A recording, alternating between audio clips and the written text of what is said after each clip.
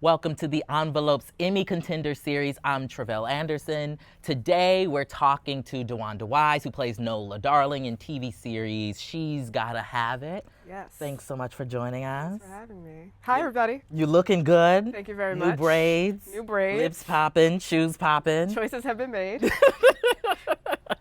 I love it. So I want you to take me back to when you first found out about the potential to audition for She's Gotta Have It. Man, I think I first caught wind of them trying to do the series like years before it actually came to fruition. And, you know, most things in my life, I'm super impulsive. I don't think things through. It's like a good thing and a horrible thing. So yeah, I got the appointment, and initially, I didn't think about any of it. I didn't think about being naked on set. I didn't think about, I was just like, oh, you know what would be really fun to do with this? Like if I did my self-tape as a selfie video. To update the character, to right? update the character. I see that. You know, Okay. I had just gotten my septum piercing. So I was like, that's gonna be a thing. I think my hair was in like Bantu knots. And Yes. and I just remember being like, oh, this is what, this character would be like 30 years later. So now what do you remember from the original movie that stuck with you? Man, I mean, she was just absolutely in her skin and fearless. Like there was a level of confidence, probably to Tracy Camilla at the times, but also that character, that you can't fake. That you just can't, that there's no acting, and I remember even when I was like filming season 1, just doing everything that I could do to stay in that space of like fierceness, empowerment, and like taking care of myself in a way where I felt like the best me possible, which is a balance because we still have certain themes of like body issues and all this stuff that requires vulnerability, but there's strength in that too, Did you get the chance to talk to Tracy, who played the original Nola Not before Darling? we started. Not before. Not before. Ah, The cameo was the first time we met each other. wow. And- Was that on purpose or? No, it wasn't on purpose. We were trying to get her, Spike was trying to get her, I feel like he wanted initially a cameo very, very early on, but she's a preacher. She's a pastor now Oh. in Maryland. Well, hallelujah. Hallelujah. Okay. Yeah. So she was like, I'm busy, Right. She's like, I'm talking to God's I'm parishioners right busy now. leading my flock. So she wasn't available until, the final month of filming. And I mean, I don't know if I felt like it didn't even cross my mind. It was kind of fast and furious. Like Right. I think I taped for it, and then by the time we started, it was like 2 weeks after my director session when we actually started Wow. working. So it was super. It wasn't, enough time for me to be like, and then I'm gonna sit down with Tracy Camilla and, Right. So now the character of Nola Darling she's complicated, she's messy, she's got a lot going on. Yeah. And I mean, I think of this kind of current moment that we're having in television where, a lot of actresses are looking for those types of roles. Right. And so in that way, Nola Darling was kind of, Yeah. before her time. Oh yeah. In what ways do you think, or did y'all try to like update the character and make her kind of current and relevant for what we This see generation. happening right now for this generation? I think part of it was that. Part of it was that she's, she was before her time and still, sociopolitically ahead of her time. Right. The way we attack a Cardi B Yes. is emblematic of how deeply ingrained our misogyny is, and not just with men, with women, with Right. with each other. It's still so ingrained, and it was fascinating. It was so interesting because I don't judge my characters. I don't see through a lens of like the messy stuff. I was like, oh my goodness, this is gonna be so fun to do. Oh, wow. So Okay. I was not, some of these think pieces were so fun to read and so funny to me. So funny to me. But I just never saw her in any way in a negative light. You know, my early 20s were super messy. As most people's are, right? As most people's are. I'm in mine right now, and it's a I'm mess. just saying, and I'm just like, I think what's refreshing for me, what's refreshing about this moment, especially for Black women, right, in film and TV, is that, you know, we are letting go of the responsibility of like representing the race. Right, right. You know, right, we're not in that space now where we're like, no, we're educated too. Like, you know, like we are worth your, it's becoming less about this, you know, preoccupation with an outside gaze and more about the specificity of like the life of this person and recognizing like this is this one human being, you know, it doesn't have to represent, there's universality in the specificity, but it's no longer our responsibility to like represent for everybody who matches my shade. So now when you first read the script, was there something about the script that made you nervous or hesitant or scared or like, what is Spike Lee doing this time? I don't know what fear is. I really don't. I really. No, that's a word. Okay. I just don't. I just skip that, you know. I hung out with my mama all weekend. It was like belated Mother's Day, and she met a whole lot of my friends, and they were like, "Oh, you make sense now." Like, "Oh, I get, you know, like I understand," because there was this kind of. She really was. Margie, shout out, I love you, mama. She was like, she's this protective shield of confidence and self-ownership. And, you know, in her life, we would literally like be listening to blues on Saturday and she'd be preaching on Sunday. Wow. And I had this understanding that humanity was all these things, right? And so when I read something that was so full, a character who's so full and had the space and the freedom to go to all these different places, I was just like, oh, this is a whole human, you know? Nothing about it seemed, I think fear is from the unknown. Like, I think fear is something, you know, that comes from like not knowing. And I love not knowing. I love not knowing. That's why I'm an actor. I love not knowing what's going to happen in my life next. You know, I love not knowing what my day is going to be like the next day. It's something that invigorates and excites me. So I like skip the fear and I go to like excitement, I think. That's amazing. We all need to take a page out of your book on that note. You know, it's good for blood pressure. It's really good for the blood pressure. Is it good for cholesterol too? It's really good for cholesterol. Okay, all right. That's my problem. I like butter too much, you know. It really keeps it down. I love it. So one of the things I love about the character and the show as a whole is like, I feel like Nola went through an entire process, like an entire like full circle, like coming to Jesus moment throughout this first season. Yeah. Which makes me excited for the second season in terms of where the story goes. And I feel like we often don't allow characters to start somewhere and end up somewhere else, and to view that particular process. Oh yeah, and the especially not in TV, right? Right. Like TV is like, this is what your character is. Exactly. Commit to it and be that for 12 years. How was that going, you know, through this process of development and craziness and messiness with Nola as you were, you know, progressing with the character? Oh, that's good. I mean, we were block shooting, which like, you know, we were shooting completely out of sequence, completely location based. So it took like some serious scoring to make sure that the journey was, you know, the journey. And so much of that, I think, was just identifying early on what really spoke to me, like what really hit me in my solar plexus. And it's so interesting. When you're working on a character you love, it grows you too. And, you know, Nola was one of those, it's one of those roles that will change you if you allow it to change you, you know, and living in that space and her freedom and her fight for freedom. Because really that's, you know, so much of season 1 to me is about watching her fight to be herself. I walked away from the whole thing just feeling like just more solid, That's you know, amazing. and far more free. Yeah. I want to ask a question about so much of the art in the show. Yeah. I'm making the assumption that you're not this fabulous artist doing not. all of it. Absolutely okay. not. Can we give a shout out to the artist? Do you remember Tatiana his or her name? Fazla Lizadeh. Oh. Tatiana. Okay. What's up, Tatiana? She is our art consult.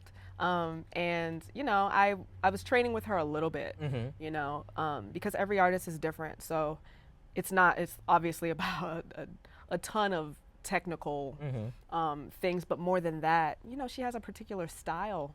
Right. There's a soul to her work, like going into her space and witnessing it and just seeing how she moves to music even was a huge part of the process. And if I'm sitting here, Tatiana would be, you know, next to the camera and just talking me through it on set. And yeah, she's amazing. She's our consult for season 2. We're playing a little bit more with mixed media. And the work actually was based on, she had the street campaign called Stop Telling Women to Smile. Right. And Spike saw that walking down the street. And he was like, who is this? Who is this artist? I need her. And that's how, you know, and that's how it came to be. In a way, that's incorporated into the to the that's script. the My Name Isn't campaign. Right. It's a parallel to her Stop Telling Women to Smile campaign. How was it for you exploring that particular part of the storyline where I think in one of the episodes she's like walking down the street one night and gets like assaulted. I love that and scene so much. Why do you love that scene so much? One, because one of my castmates was just like, this is months after the fact, but she's like, remember when you had a full-on panic attack that night? And I was like, oh, that was a panic attack. We shot that scene, you know, it's a single take, right? So we must have shot it like 25 times. Wow. We shot it 25 times. The actor who was playing that character's name is Oak, and he's in Hamilton, like phenomenal actor, the sweetest guy, sweetest guy. And so we did it a ton of times, and every time I get to my fake apartment or whatever, I like get to Nola's brownstone, and then there's this dude behind a car, and he's like, good job. He just like kept popping out and being like, that was good. And Spike always hires like around the way people, like he's just, so I didn't know if this was a crew member or just a dude in Brooklyn. Wow. Right? Didn't know if it was a crew member or a dude in Brooklyn. So around the 20th take, he was just like, crazy ass dude, just like popped out. And I couldn't stop laughing. And the laughter turned into coughing. And then I could not breathe. Oh, God. And then I just like, it took a full like 10 minutes to get myself together. Wow. And I didn't know, I was legit having a panic attack from going through the motions of this event over and over again. And it was just, everything about it was absurd and terrifying and emblematic of, you know, I've been grabbed on the street by a stranger multiple times. I've been followed. And so yeah, that's why it's one of my I'm a dark person. It's one of my favorite scenes because it's just like, that night was everything at once, you know? And I remember it vividly. It sounds like an experience, to say the least. Experience.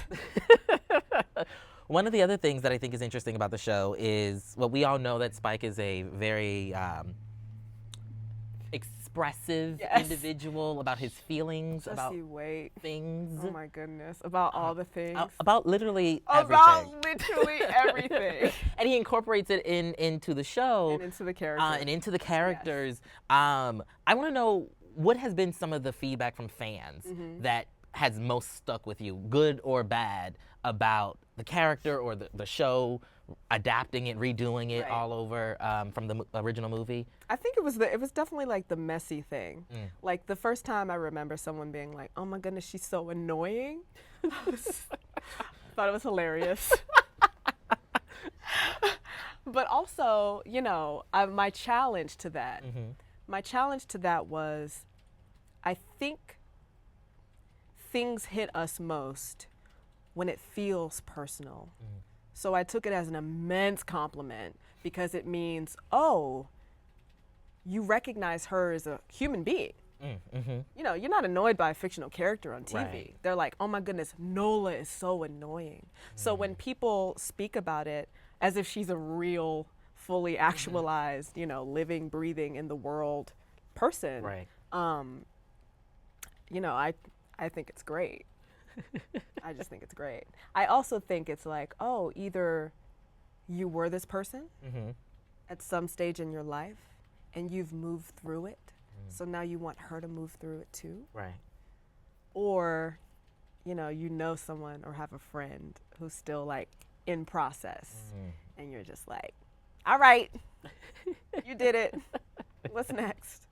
What were those conversations like? I'm assuming you had conversations with the writer's room about how to bring a little bit of yourself into the character. I didn't. You didn't? You were just like, I'm just gonna do what y'all got on the page? No, I was like, I'm an indie filmmaker. So I've always brought myself and my own like ideas and, you know, like season 2, I was like, I would like to wear my hair like this. That's what I would like. It's summer, you know? Right, right. Which y'all are filming right now, right? We're starting in a week. Starting in a week. Oh. You know, it's summer, so I've always come with like an abundance of opinions and choices. Some, of course, I have to like be a professional and pitch and actually like say that I'm gonna do this. And other times, you know, with Spike, there's a lot of trust. Right. So he cast me, and I would come and I'd like bring it, and I think I would say it's like 98% of the time it was great, and then maybe 2% of the time he'd be like, "What?" He's like, "What are you doing? What are you doing?" Like there was this one moment where I'm fresh from my like cleanse, you know, Nola, Mars' sister or whatever, Lores.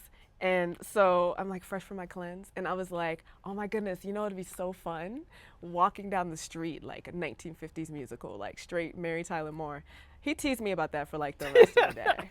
He was like, nah, we not. He was like, that was a little too far. Like, He's like, it's not that type of show. Come back. To your point, you mentioned Mars' sister in the film, in the show. Yeah. One of the things that I loved about the show was how Black it is. Yep.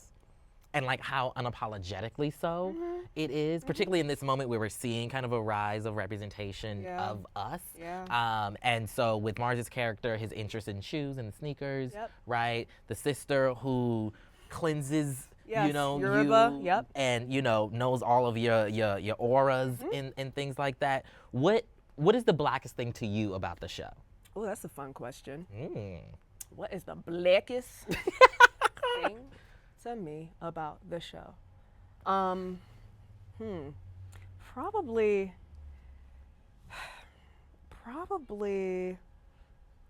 and it's not relegated to like this at all, but like bootleg butt injections. Yeah. Oh yes, yes. Like the like the motel cement. Yeah. That's a very real thing, right? Very real. I mean, to be honest with you, Shemeka was she's one of my favorite characters, just because I feel like, you know, Nola was surrounded by, like, she has her bougie friend, she has her like around the way friend, she has her like new white girl, like to the neighborhood friend, and that all together, like her peer group felt like this is what it means now. Right.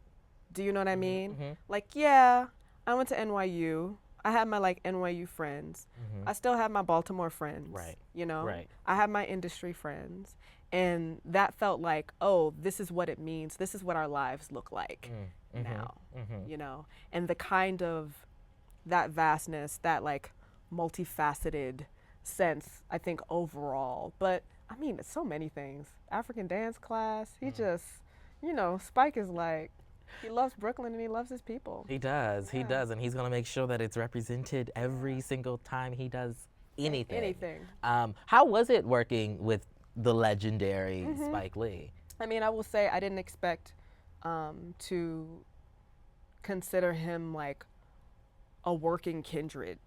You know, never have I, like I went to NYU and he was always like this entity on the whatever floor, film floor.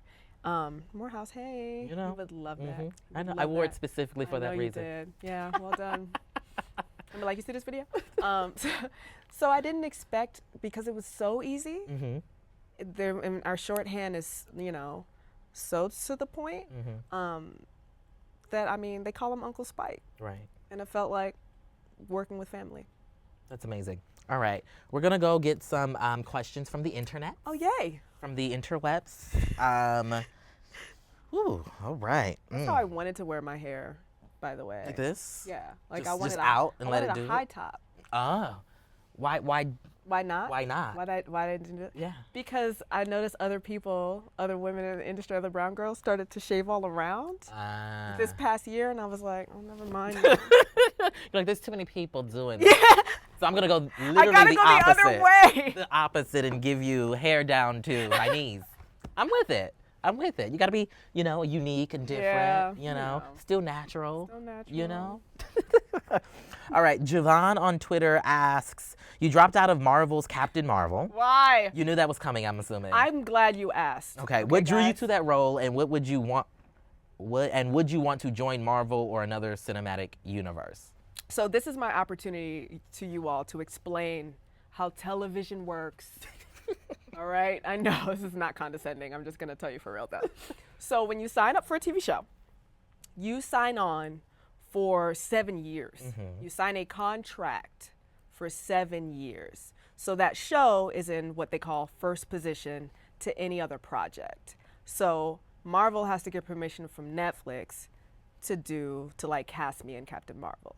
So the overlap was too much. It was like a 3-week scheduling conflict. I signed on to this first. Mm-hmm. 7 years.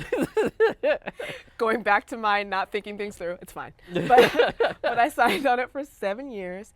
And if you breach or you try to breach your contract, you can be sued. And you're not trying to get sued. And I'm not trying to get sued. So everyone who called me an idiot, everyone who's judging me, it wasn't my choice. I didn't choose one of the other. That's not how it works. But I would love to join Marvel in the future, obviously. Who would not? I mean, you are with She's Gotta Have It, an iconic Black director. That sounds like a good... Yeah, I'm good. I mean, life is fine. The checks are coming in regardless, y'all, okay? Life is She's lovely. Good. And would you want to join Marvel or another cinematic universe? Yeah. Are you into the superhero type things? It's really, yes. I think what's interesting about what Marvel is doing now is they are hiring auteurs. Mm-hmm. They are hiring the Ryan Cooglers of the world. And I go, if that's going to continue, if we're going to keep doing that, if we're going to keep scouting these really, really dope filmmakers and kind of merging, pop commercial with some stuff that will really hit you. Right. Absolutely. Is that absolutely? I want to do. Are you now choosing roles differently because of that interest in terms of having the work be impactful? Because you did Underground, you were on Shots Fired. Yeah, it's inherent. I mean, I was doing that before there were any roles to choose. I was doing that in basements of theaters, and I always follow the work. So it will always be work first, and it doesn't matter. It doesn't matter what my trailer looks like. It doesn't matter how big the budget is. Mm-hmm. If it does not speak to me, or I don't think that I'm needed, is how I describe it. If I don't think, I have anything, an offering to give to a role, I don't care. Where's that? Or how much the check is. It's fine. She's like, it's fine. It's like, I'm doing okay. I'm good with the budget. Not a budget. I love it. They're asking about season 2. Okay. What can we look forward to for season 2 of She's Gotta Have It? You can look forward to new blood. You can look forward to that. What else? You can look forward to some location changes. I'm trying to think how to keep it as non-spoiler as possible. Right, so Spike don't get mad at you. So Spike don't cuss me all the way out. Because he will. Yeah, he will. He will. And I'll try not to laugh. You said new blood. Does that mean more menses for Nola to have fun with? Maybe. Menses and womenses? I would love the women's is. Okay, I mean, that was personally one of my favorite aspects of season one. Of season one. Oh, yeah. It shook me up. I wasn't expecting it. That's so great. You know, it was beautiful, if I do say so myself. Yeah. Ilfanesh is a stunner and a wonderful actor. One of my favorite scene partners. Love it. All right. Last thing we're gonna do is a lightning round. Okay. Okay. All right. Just give us your first thing that comes to mind, really quick. It's only like 5 questions, so don't try not to worry. cuss. Well, okay. I mean, we're on the internet. This isn't Oh yes, on the broadcast interwebs. cable, so it's fine to me. All right. What was the last show you binge watched? Oh, Dear White People. Dear White People. Oh, did you like it? I'm obsessed. Season 2 is like everything. Season 2 is everything. Season 2 is So good. everything. I mean, I loved season 1. Season 1 but was great, and then yeah. get it, Justin. Yes. Okay.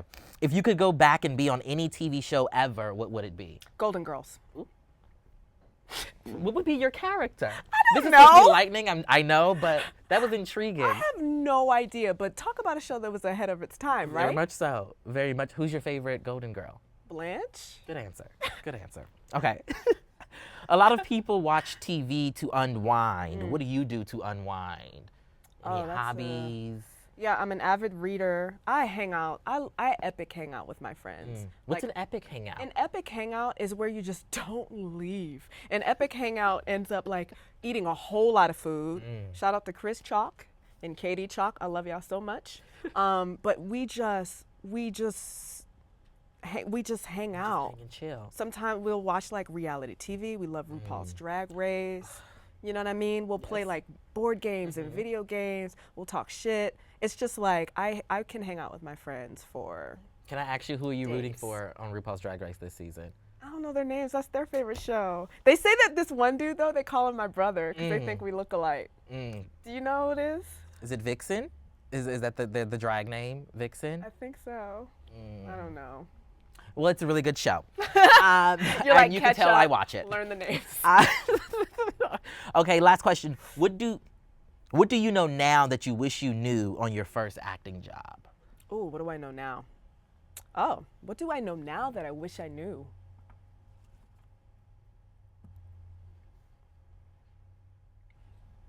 I was brilliant at 19. Well, you did go to NYU. I've been this person for a long time. Or maybe what's the best piece of advice that you've ever gotten career-wise from someone? So I just did like this class or whatever at my alma mater, and one of the young actresses was super duper concerned with her type, right? She was just like, how do I stop doing this thing? Young Cuban American girl. She's like, basically, how do I stop playing maids? Right. Right? And I said, just stop playing maids. Just that simple. I mean, just pivot.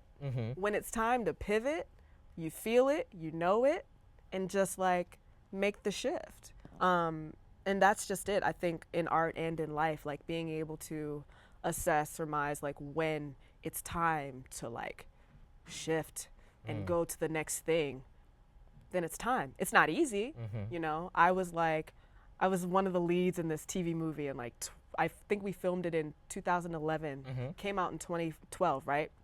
But all of a sudden, it set this precedent where I was like, oh, I'm a leading lady. Oh, I didn't know that.